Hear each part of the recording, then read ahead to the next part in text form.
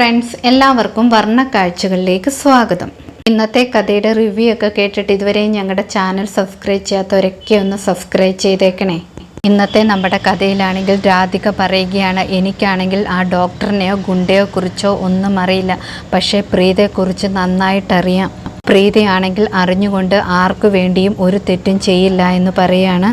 കവിത ആൻറ്റിയോട് പറയാണ്, പ്രീതയെ പോലെ ഒരു നല്ല കുട്ടിയെ എങ്ങും കാണാൻ പറ്റില്ല എന്ന്. അതുമാത്രമല്ല, പ്രീതിയാണെങ്കിൽ ഈ കുടുംബത്തിലെ മരുമകളാകാൻ സമ്മതം മൂളിയാൽ എനിക്ക് ഏറ്റവും സന്തോഷമാകും. അതുമാത്രമല്ല, ഈ കുടുംബത്തിലെ ഭാഗ്യമാണെന്ന് ഞാൻ കരുതും. കാരണം അവൾ ലക്ഷത്തിലൊരുവളാണ്. അവളെപ്പോലെ നല്ല സ്വഭാവമുള്ള ഒരു പെൺകുട്ടിയെ ഞാൻ എങ്ങും കണ്ടിട്ടില്ല. മാത്രമല്ല, അവൾ എല്ലാവരെയും ഒത്തിരി കെയർ ചെയ്യുന്നുണ്ട്. അവിടെ ഫാമിലിയെയും ഇവിടുത്തെ ഫാമിലിയെയും എല്ലാം അവൾ നന്നായിട്ടാണ് കെയർ ചെയ്യുന്നത്. എൻ്റെ രോഹിത്തിന് വേണ്ടിയാണെങ്കിൽ പ്രീതയ്ക്കാണ് ഏറ്റവും കൂടുതൽ ഞാൻ പ്രാധാന്യം നൽകുന്നത്, അതും ഷേർലിനെക്കാട്ടിൽ കൂടുതലെന്ന് പറയുന്നു. രാധിക പറയുകയാണ്, പ്രീതയ്ക്ക് വേണ്ടി എൻ്റെ വീടിൻ്റെ വാതിൽ എപ്പോഴും തുറന്നിരിക്കുകയാണ്. അവൾക്ക് എപ്പോൾ വേണമെങ്കിലും ഈ വീട്ടിൽ വരാം. പ്രീതയാണെങ്കിൽ ഒരിക്കലും ഷേർലിനെ വെച്ച് കമ്പയർ ചെയ്യരുത്. പ്രീത എപ്പോഴും ഈ ഫാമിലിയെക്കുറിച്ചും ഈ ഫാമിലിയിലുള്ള എല്ലാവരെക്കുറിച്ചും ചിന്തിക്കുന്നുണ്ട്. ആ പെൺകുട്ടിക്കാണെങ്കിൽ ഒരിക്കലും ഈ കുടുംബത്തിനെതിരെ ചിന്തിക്കാൻ കഴിയില്ല എന്ന് കവിതയോട് പറയുകയാണ്. കവിത ആൻറ്റി ആണെങ്കിൽ എന്തോ പറയാൻ തുടങ്ങുമ്പോഴത്തേക്ക് കവിത ആൻറ്റിയുടെ മകൾ അവിടേക്ക് വരികയാണ്. ഡോക്ടറിന് ബോധം വന്നെന്ന് പറയുന്നു. അത് കേട്ട് എല്ലാവരും അങ്ങോട്ട് പോകുന്നു. കവിത ആൻറ്റി ആണെങ്കിൽ മനസ്സിൽ വിചാരിക്കുകയാണ്, ഈ കാര്യങ്ങളൊക്കെ ഷേർലിൻ അറിഞ്ഞാൽ ഒരുപാട് സങ്കടപ്പെടും.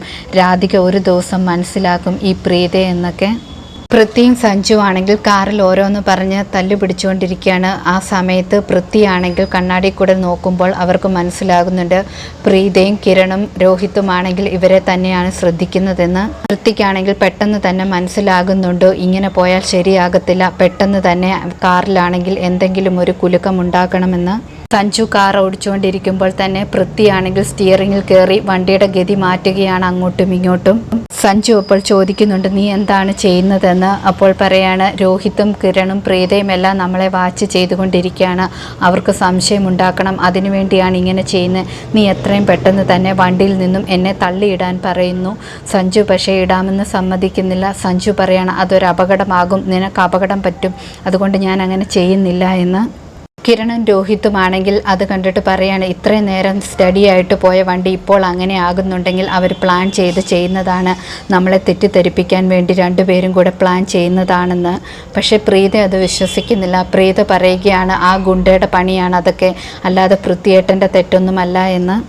സഞ്ജു ആണെങ്കിൽ പൃഥ്വിയുടെ നിർബന്ധം കാരണം സഞ്ജു ആണെങ്കിൽ പൃഥ്വിയെ കാറിൽ നിന്നും തള്ളിയിടുന്നു. അത് കണ്ടിട്ട് പ്രീതയാണെങ്കിൽ കാറ് നിർത്തി ഓടി പൃഥ്വിയുടെ അടുത്തേക്ക് ചെല്ലുകയാണ്. പൃഥ്വിയുടെ നെറ്റി പൊട്ടിയാണെങ്കിൽ അവിടെ വീണ് കിടക്കുന്നുണ്ട്. ആ സമയത്ത് പൃഥ്വി പറയുന്നുണ്ട്, ഞാൻ ഒരിക്കലും ഒരു ഗെയിമിലും തോക്കില്ല എന്ന്. അതേസമയം ബോധം തെളിഞ്ഞ ഡോക്ടറിനോടാണെങ്കിൽ രാധിക ചോദിക്കുകയാണ്, ഷേർലിൻ പ്രഗ്നൻ്റ് ആണോ, അങ്ങനെയെങ്കിൽ ആ റിപ്പോർട്ടൊന്ന് പറയാമോ എന്ന്. ഡോക്ടർ അപ്പോൾ പറയാണ്, അവർ രണ്ടുപേരും ഭയങ്കര അപകടകാരികളാണെന്ന്. ആരാണ് ആ രണ്ടുപേരെന്ന് എല്ലാവരും ചോദിക്കുന്നു. അതേസമയം രോഹിത്തിനോടും കിരണിനോടും പ്രീതയോടുമാണെങ്കിൽ പൃഥ്വി കള്ളം പറയാണ്, ഞാൻ ഒരുപാട് കഷ്ടപ്പെട്ടു ആ ഗുണ്ടയുടെ അടുത്ത് നിന്നും രക്ഷപ്പെടാൻ വേണ്ടി, അവനെന്നെ ഒരുപാട് ഭീഷണിപ്പെടുത്തിയെന്നൊക്കെ പറയുന്നു. രോഹിത്തും കിരണും അത് പക്ഷേ വിശ്വസിക്കുന്നില്ല. രണ്ടുപേരുമാണെങ്കിൽ ചോദിക്കുകയാണ്, നീ പറയുന്നത് കള്ളമല്ലേ, അതുവരെ ഒരു കുഴപ്പവുമില്ലാതിരുന്നില്ലേ എന്നൊക്കെ. പക്ഷേ പൃഥ്വിയാണെങ്കിൽ വീണ്ടും വീണ്ടും പൃഥ്വിയെ ന്യായീകരിച്ച് ഓരോ കള്ളം പറഞ്ഞുകൊണ്ടിരിക്കുകയാണ്. പ്രീത പക്ഷേ പൃഥ്വിയെ വിശ്വസിക്കുന്നു. അതേസമയം നമ്പ്യാർ കുടുംബത്തിലാണെങ്കിൽ ഡോക്ടർ പറയാണ്, എനിക്ക് പ്രീതയും കിരണിനെയും കാണണം, എനിക്ക് അവരോട് സംസാരിക്കണം. അതുമാത്രമല്ല പോലീസിനെയും വിളിക്കാൻ പറയുന്നു. പോലീസിനെയും പ്രീതയും കിരണിനെയും ഒന്നും വിളിച്ചിട്ട് അവർക്ക് ഫോൺ കിട്ടുന്നില്ല എന്ന് പറയുകയാണ്. പൃഥ്വിയാണെങ്കിൽ രോഹിത്തും കിരണും പ്രീതയും കൂടെ ഹോസ്പിറ്റലിലേക്ക് കൊണ്ടുപോകാൻ തീരുമാനിക്കുന്നു. കിരൺ ആണെങ്കിൽ മനസ്സിൽ വിചാരിക്കുകയാണ്, എല്ലാം ഇവൻ്റെ പ്ലാൻ തന്നെയായിരുന്നു, ഇവൻ മനഃപൂർവ്വം കാറിൽ നിന്നും ചാടിയതാണ്, പക്ഷേ ഇതൊന്നും തെളിയിക്കാൻ എൻ്റെ തെളിവില്ലല്ലോ എന്നൊക്കെ. കവിത ആൻറ്റി ആണെങ്കിൽ എല്ലാ കാര്യങ്ങളും വിളിച്ച് ഷേർലിനോട് പറയുകയാണ്. ഷേർലിൻ എല്ലാം കേട്ടിട്ട് ശരിക്കും ഷോക്കാകുന്നു. കവിത ആൻറ്റി ആണെങ്കിൽ ഷേർലിനോട് പറയണം, നീ എത്രയും പെട്ടെന്ന് ഇവിടെ വരണം, നിന്നെയാണ് എല്ലാവരും കുറ്റക്കാരിയായിട്ട് കാണുന്നത്, അത് മാറ്റിയെടുക്കണം. അതുമാത്രമല്ല പ്രീത കള്ളിയാണെന്ന് എല്ലാവരും മുന്നിൽ തെളിയിച്ചു കൊടുക്കണമെന്നും പറയുകയാണ്. കാർത്തികയാണെങ്കിൽ കവിത ആൻറ്റിയെ വന്ന് വിളിക്കുന്നു. കവിതയാണെങ്കിൽ ഫോൺ കട്ട് ചെയ്തിട്ട് മകളോടൊപ്പം പോവുകയാണ്. ഷേർലിനാണെങ്കിൽ എല്ലാം ശരിക്കൊരു ഷോക്കാകുന്നു. ഇതോടെ ഇന്നത്തെ കഥ അവസാനിക്കുന്നു. പുതിയ കഥയുമായി വീണ്ടും കാണാം. താങ്ക്